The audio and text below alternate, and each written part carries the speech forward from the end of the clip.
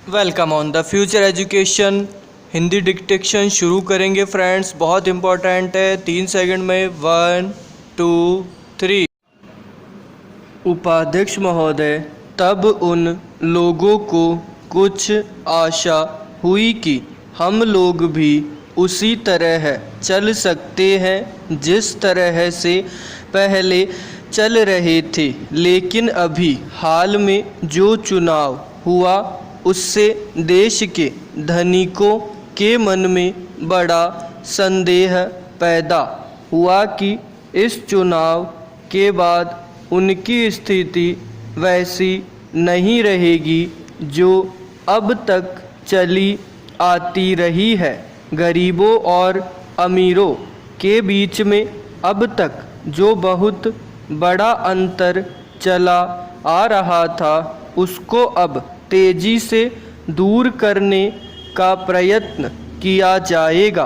श्रीमान, मैं आपका बहुत ही आभारी हूँ जो आपने सदन में चालू वर्ष के बजट पर अपने विचार प्रकट करने का अवसर दिया है।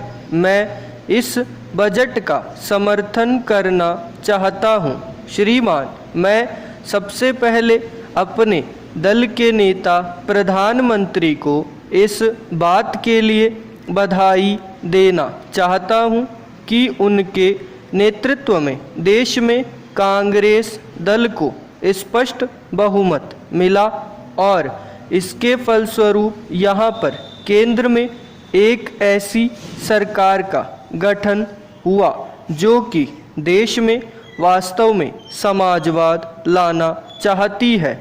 मैं वित्त मंत्री जी को इस बात के लिए बधाई देना चाहता हूं कि लोकसभा के मध्यावधि चुनाव में जनता द्वारा कांग्रेस दल को जो आदेश दिया गया था उन्हें स्मरण है और वह तन मन धन से उसका पालन करना चाहते हैं।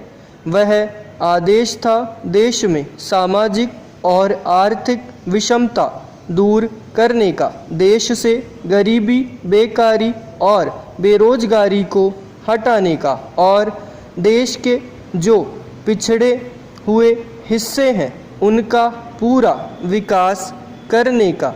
साथ ही साथ इस बात का भी आदेश था कि देश के अंदर इस प्रकार की सामाजिक और आर्थिक व्यवस्था पैदा की जाए जिसके अंतर्गत जनता शोषण से मुक्त हो सके। श्रीमान, यह ठीक है कि देश में कृषि के क्षेत्र में उत्पादन में वृद्धि हुई है, परंतु इसके साथ ही साथ यह भी दृष्टि में रखना चाहिए कि लागत में भी पूरी वृद्धि हुई है। इसके लिए आवश्यक है कि सिंचाई के साधन बढ़ाए जाए और अधिक उन्नत बीजों का प्रयोग किया जाए।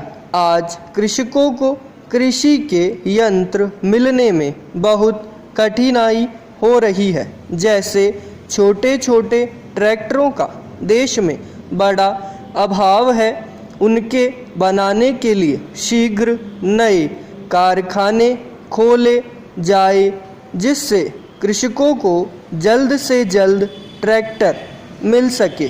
देश तभी प्रगति करेगा, हमारा ऐसा विश्वास है।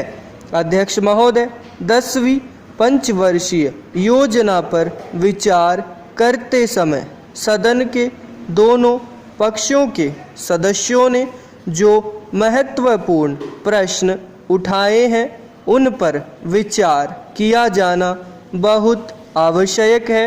अध्यक्ष महोदय, 9वीं पंचवर्षीय योजना का अब अंतिम वर्ष चल रहा है और इस योजना के अंदर जो चीज़ें कही गई है, ऐसा लगता है कि उसके अंदर परिवर्तन करना कठिन है, बदला भी नहीं जा सकता।